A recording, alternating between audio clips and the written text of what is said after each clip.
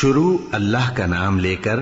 جو بڑا مہربان نہایت رحم والا ہے۔ اے نبی، مجاہد لوگ تم سے غنیمت کے مال کے بارے میں دریافت کرتے ہیں کہ کیا حکم ہے۔ کہہ دو کہ غنیمت اللہ اور اس کے رسول کا مال ہے، تو اللہ سے ڈرو اور آپس میں صلح رکھو، اور اگر ایمان رکھتے ہو تو اللہ اور اس کے رسول کے حکم پر چلو۔ مومن تو وہ ہیں کہ جب اللہ کا ذکر کیا جاتا ہے تو ان کے دل ڈر جاتے ہیں، اور جب انہیں اس کی آیتیں پڑھ کر سنائی جاتی ہیں تو ان کا ایمان اور بڑھ جاتا ہے، اور وہ اپنے پروردگار پر بھروسہ رکھتے ہیں، اور وہ جو نماز قائم کرتے ہیں اور جو مال ہم نے ان کو دیا ہے اس میں سے نیک کاموں میں خرچ کرتے ہیں، یہی سچے مومن ہیں، اور ان کے لیے ان کے پروردگار کے ہاں بڑے بڑے درجے ہیں اور بخشش اور عزت کی روزی ہے۔ ان لوگوں کو اپنے گھروں سے اسی طرح نکلنا چاہیے تھا جس طرح تمہارے پروردگار نے تم کو تدبیر کے ساتھ اپنے گھر سے نکالا، اور اس وقت مومنوں کی ایک جماعت ناخوش تھی، وہ لوگ حق بات میں اس کے ظاہر ہونے کے بعد تم سے جھگڑنے لگے، گویا موت کی طرف ہانکے جاتے ہیں اور اسے دیکھ رہے۔ اور اس وقت کو یاد کرو جب اللہ تم سے وعدہ کرتا تھا کہ ابو سفیان اور ابو جہل کے 2 گروہوں میں سے ایک گروہ تمہارے لیے مغلوب ہو جائے گا، اور تم چاہتے تھے کہ جو قافلہ بے شان و شوکت یعنی بے ہتھیار ہے وہ تمہارے ہاتھ آ جائے، اور اللہ چاہتا تھا کہ اپنے فرمان سے حق کو قائم رکھے اور کافروں کی جڑ کاٹ دے، تاکہ سچ کو سچ اور جھوٹ کو جھوٹ کر دے، گو مشرک ناخوش ہی ہوں۔ جب تم لوگ اپنے پروردگار سے فریاد کرتے تھے تو اس نے تمہاری دعا قبول کر لی، اور فرمایا کہ تسلی رکھو، ہم 1000 فرشتوں سے جو ایک دوسرے کے پیچھے آتے جائیں گے تمہاری مدد کریں گے۔ اور اس مدد کو اللہ نے محض بشارت بنایا تھا کہ تمہارے دل اس سے اطمینان حاصل کرے، اور مدد تو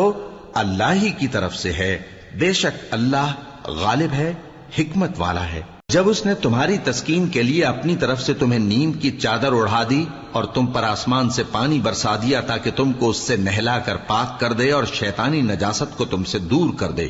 اور اس لیے بھی کہ تمہارے دلوں کو مضبوط کر دے اور اس سے تمہارے پاؤں جمائے رکھے۔ جب تمہارا پروردگار فرشتوں کو ارشاد فرماتا تھا کہ میں تمہارے ساتھ ہوں، تم مومنوں کو تسلی دو کہ ثابت قدم رہیں، میں ابھی کافروں کے دلوں میں روب و ہیبت ڈالے دیتا ہوں، سو ان کی گردنیں اڑا دو اور ان کی پور پور توڑ دو۔ یہ سزا اس لیے دی گئی کہ انہوں نے اللہ اور اس کے رسول کی مخالفت کی، اور جو شخص اللہ اور اس کے رسول کی مخالفت کرتا ہے تو اللہ بھی سخت عذاب دینے والا ہے۔ یہ مزہ تو یہاں چکھو، اور یہ سمجھ لو کہ کافروں کے لیے آخرت میں دوزخ کا عذاب بھی تیار ہے۔ اے اہل ایمان، جب میدان جنگ میں کفار سے تمہارا مقابلہ ہو تو ان سے پیٹھ نہ پھیرنا، اور جو شخص جنگ کے روز اس صورت کے سوا کہ لڑائی کے لیے کنارے کنارے چلے یعنی حکمت عملی سے دشمن کو مارے یا اپنی فوج میں جا ملنا چاہے، ان سے پیٹھ پھیرے گا تو سمجھو کہ وہ اللہ کے غضب میں گرفتار ہو گیا، اور اس کا ٹھکانہ دوزخ ہے، اور وہ بہت ہی بری جگہ ہے۔ پس تم لوگوں نے ان کفار کو قتل نہیں کیا بلکہ اللہ نے انہیں قتل کیا، اور اے نبی، جس وقت تم نے کنکریاں پھینکی تھیں تو وہ تم نے نہیں پھینکی تھی بلکہ اللہ نے پھینکی تھی۔ اس سے غرض یہ تھی کہ مومنوں کو اپنے احسانوں سے اچھی طرح آزما لے، بے شک اللہ سنتا ہے، جانتا ہے۔ ہوا بھی یوں ہی، اور کچھ شک نہیں کہ اللہ کافروں کی تدبیر کو کمزور کر دینے والا ہے۔ کافروں، اگر تم فیصلہ چاہتے ہو تو تمہارے پاس فیصلہ آ چکا، اگر تم اپنے افعال سے باز آ جاؤ تو تمہارے حق میں بہتر ہے، اور اگر پھر نافرمانی کرو گے تو ہم بھی پھر تمہیں عذاب کریں گے، اور تمہاری جماعت خواہ کتنی ہی بڑی ہو تمہارے کچھ بھی کام نہ آئے گی، اور اللہ تو مومنوں کے ساتھ ہے۔ اے ایمان والو، اللہ اور اس کے رسول کے حکم پر چلو اور اس سے روگردانی نہ کرو جبکہ تم سنتے بھی ہو، اور ان لوگوں جیسے نہ ہونا جو کہتے ہیں کہ ہم نے سن لیا مگر حقیقت میں نہیں سنتے۔ کچھ شک نہیں کہ اللہ کے نزدیک تمام جانداروں میں بدترین وہ بہرے گونگے لوگ ہیں جو عقل سے کام نہیں لیتے، اور اگر اللہ ان میں خیر کی طلب دیکھتا تو ان کو سننے کی توفیق بخشتا، اور اگر یوں ہی انہیں سنوا دیتا تو وہ منہ پھیر کر بھاگ جاتے۔ مومنوں، اللہ اور اس کے رسول کا حکم قبول کرو، جبکہ رسول تمہیں ایسے کام کے لیے بلاتے ہیں جو تم کو زندگی جاوداں بخشتا ہے، اور جان رکھو کہ اللہ آدمی اور اس کے دل کے درمیان حائل ہو جاتا ہے، اور یہ بھی کہ تم سب اس کے روبرو جمع کیے جاؤ گے۔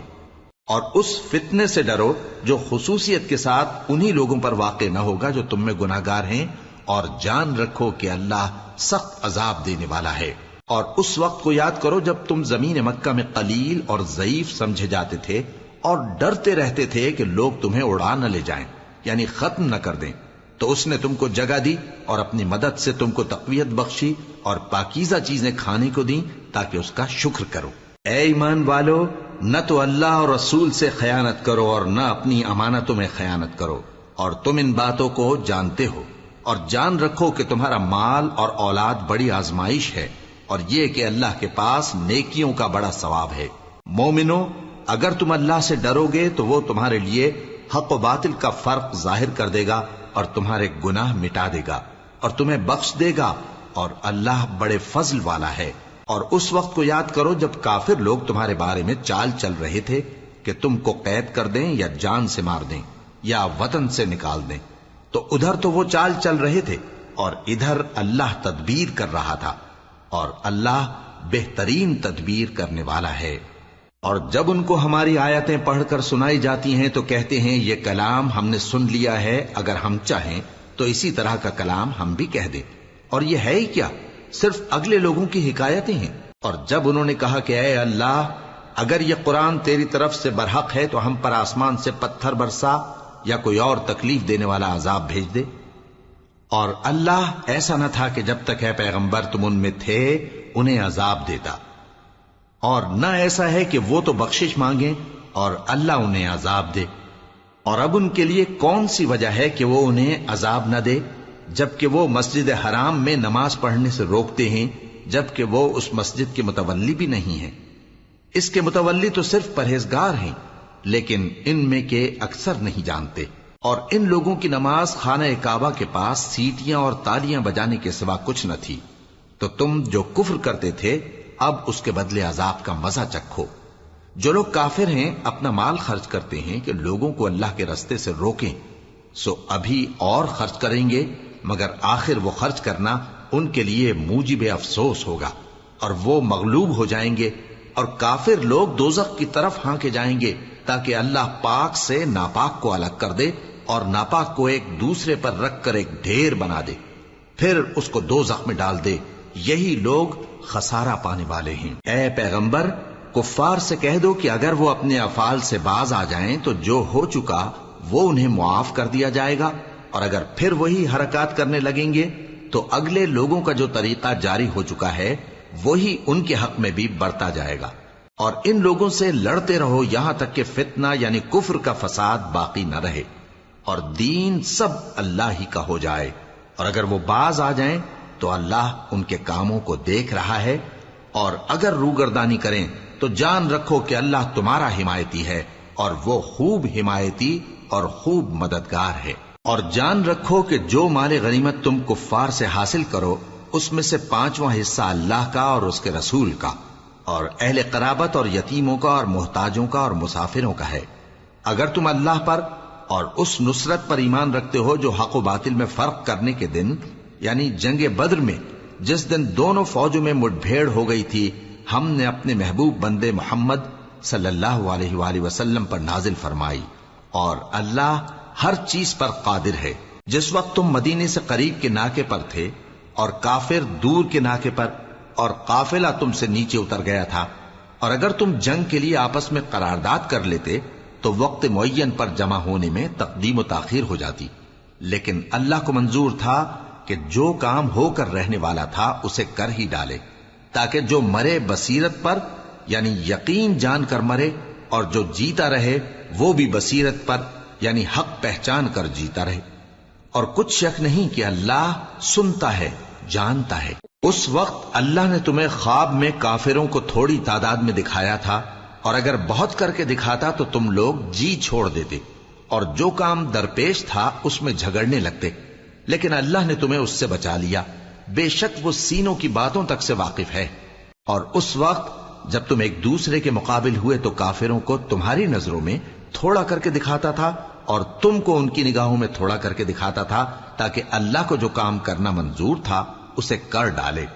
اور سب کاموں کا رجوع اللہ ہی کی طرف ہے، مومنو، جب کفار کی کسی جماعت سے تمہارا مقابلہ ہو تو ثابت قدم رہو اور اللہ کو بہت بہت یاد کرو تاکہ مراد حاصل کر لو، اور اللہ اور اس کے رسول کے حکم پر چلو، اور آپس میں جھگڑا نہ کرنا کہ ایسا کرو گے تو تم بزدل ہو جاؤ گے اور تمہاری ہوا اکھڑ جائے گی، اور صبر سے کام لو کہ اللہ صبر کرنے والوں کا مددگار ہے۔ اور ان لوگوں جیسے نہ ہونا جو اتراتے ہوئے یعنی حق کا مقابلہ کرنے کے لیے اور لوگوں کو دکھانے کے لیے گھروں سے نکل آئے اور لوگوں کو اللہ کی راہ سے روکتے ہیں، اور جو اعمال یہ کرتے ہیں اللہ ان کا احاطہ کیے ہوئے ہے۔ اور جب شیطان نے ان کے اعمال ان کو آراستہ کر دکھائے اور کہا کہ آج کے دن لوگوں میں سے کوئی تم پر غالب نہ ہوگا اور میں تمہارا رفیق ہوں، لیکن جب دونوں فوجیں ایک دوسرے کے مقابل صف آرا ہوئیں تو پسپا ہو کر چل دیا اور کہنے لگا کہ مجھے تم سے کوئی واسطہ نہیں، میں تو ایسی چیزیں دیکھ رہا ہوں جو تم نہیں دیکھ سکتے، مجھے تو اللہ سے ڈر لگتا ہے اور اللہ سخت عذاب کرنے والا ہے۔ اس وقت منافق اور کافر جن کے دلوں میں بیماری تھی کہتے تھے کہ ان لوگوں کو ان کے دین نے مغرور کر رکھا ہے، اور جو شخص اللہ پر بھروسہ رکھتا ہے تو اللہ غالب ہے، حکمت والا ہے۔ اور کاش تم اس وقت کی کیفیت دیکھو جب فرشتے کافروں کی جانیں نکالتے ہیں کہ ان کے چہروں اور پیٹھوں پر مارتے جاتے ہیں اور کہتے ہیں اب آگ کے عذاب کا مزہ چکھو، یہ ان اعمال کی سزا ہے جو تمہارے ہاتھوں نے آگے بھیجی ہیں، اور یہ جان رکھو کہ اللہ بندوں پر ظلم نہیں کرتا۔ جیسا حال فرعونیوں اور ان سے پہلے لوگوں کا ہوا تھا ویسا ہی ان کا ہوا کہ انہوں نے اللہ کی آیتوں سے کفر کیا تو اللہ نے ان کے گناہوں کی سزا میں ان کو پکڑ لیا۔ بے شک اللہ زبردست ہے، سخت عذاب دینے والا ہے۔ یہ اس لیے کہ جو نعمت اللہ کسی قوم کو دیا کرتا ہے جب تک وہ خود اپنے دلوں کی حالت نہ بدل ڈالیں اللہ اسے نہیں بدلا کرتا، اور اس لیے کہ اللہ سنتا جانتا ہے۔ جیسا حال فرعونیوں اور ان سے پہلے لوگوں کا ہوا تھا ویسا ہی ان کا ہوا۔ انہوں نے اپنے پروردگار کی آیتوں کو جھٹلایا تو ہم نے ان کو ان کے گناہوں کے سبب ہلاک کر ڈالا اور فرعونیوں کو ڈبو دیا، اور وہ سب ظالم تھے۔ جانداروں میں سب سے بدتر اللہ کے نزدیک وہ لوگ ہیں جو کافر ہیں، سو وہ ایمان نہیں لاتے۔ جن لوگوں سے تم نے صلح کا عہد کیا ہے پھر وہ ہر بار اپنے عہد کو توڑ ڈالتے ہیں اور اللہ سے نہیں ڈرتے، اگر تم ان کو لڑائی میں پاؤ تو انہیں ایسی سزا دو کہ جو لوگ ان کے پس پشت ہوں وہ ان کو دیکھ کر بھاگ جائیں، عجب نہیں کہ ان کو اس سے عبرت ہو۔ اور اگر تم کو کسی قوم سے دغابازی کا خوف ہو تو ان کا عہد انہی کی طرف پھینک دو کہ اس طرح تم سب برابر ہو جاؤ۔ کچھ شک نہیں کہ اللہ دغابازوں کو دوست نہیں رکھتا، اور کافر یہ خیال ہرگز نہ کریں کہ وہ آگے نکل گئے ہیں، وہ ہمیں عاجز نہیں کر سکتے۔ اور جہاں تک ہو سکے فوج کی جمعیت کے زور سے اور گھوڑوں کے تیار رکھنے سے ان کے مقابلے کے لیے مستعد رہو کہ اس سے اللہ کے دشمنوں اور تمہارے دشمنوں اور ان کے سوا اور لوگوں پر جن کو تم نہیں جانتے اور اللہ جانتا ہے ہیبت بیٹھی رہے گی، اور تم جو کچھ اللہ کی راہ میں خرچ کرو گے اس کا ثواب تم کو پورا پورا دیا جائے گا اور تمہارا ذرا نقصان نہ کیا جائے گا۔ اور اگر یہ لوگ صلح کی طرف مائل ہوں تو تم بھی اس کی طرف مائل ہو جاؤ، اور اللہ پر بھروسہ رکھو، کچھ شک نہیں کہ وہ سب کچھ سنتا ہے، جانتا ہے۔ اور اگر یہ چاہیں کہ تم کو فریب دیں تو اللہ تمہیں کفایت کرے گا، وہی تو ہے جس نے تم کو اپنی مدد سے اور مسلمانوں کی جمعیت سے تقویت بخشی اور ان کے دلوں میں الفت پیدا کر دی، اور اگر تم دنیا بھر کی دولت خرچ کرتے تب بھی ان کے دلوں میں الفت پیدا نہ کر سکتے، مگر اللہ ہی نے ان میں الفت ڈال دی، بے شک وہ زبردست ہے، حکمت والا ہے۔ اے نبی، اللہ تم کو اور مومنوں کو جو تمہارے پیرو ہیں کافی ہے۔ اے نبی، مسلمانوں کو جہاد کی ترغیب دو۔ اگر تم میں 20 آدمی ثابت قدم رہنے والے ہوں گے تو 200 کافروں پر غالب رہیں گے، اور اگر 100 ایسے ہوں گے تو 1000 پر غالب رہیں گے، اس لیے کہ کافر ایسے لوگ ہیں کہ کچھ بھی سمجھ نہیں رکھتے۔ اب اللہ نے تم پر سے بوجھ ہلکا کر دیا اور معلوم کر لیا کہ ابھی تم میں کسی قدر کمزوری ہے، پس اگر تم میں 100 ثابت قدم رہنے والے ہوں گے تو وہ 200 پر غالب رہیں گے، اور اگر 1000 ہوں گے تو اللہ کے حکم سے 2000 پر غالب رہیں گے، اور اللہ ثابت قدم رہنے والوں کا مددگار ہے۔ پیغمبر کو شایع نہیں کہ اس کے قبضے میں قیدی رہیں جب تک کافروں کو قتل کر کے زمین میں کثرت سے خون نہ بہا دے۔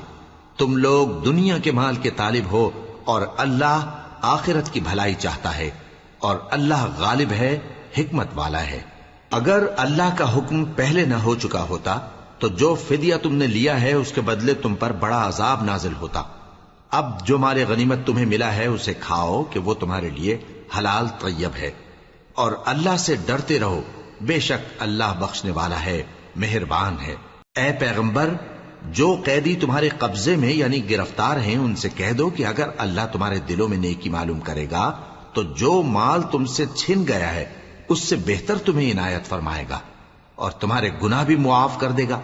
اور اللہ بخشنے والا ہے، مہربان ہے۔ اور اگر یہ لوگ تم سے دغا کرنا چاہیں گے تو یہ پہلے ہی اللہ سے دغا کر چکے ہیں، تو اس نے ان کو تمہارے قبضے میں کر دیا، اور اللہ دانا ہے، حکمت والا ہے۔ جو لوگ ایمان لائے اور جنہوں نے ہجرت کی اور اللہ کی راہ میں اپنے مال اور جان سے لڑے، وہ اور جنہوں نے ہجرت کرنے والوں کو جگہ دی اور ان کی مدد کی، وہ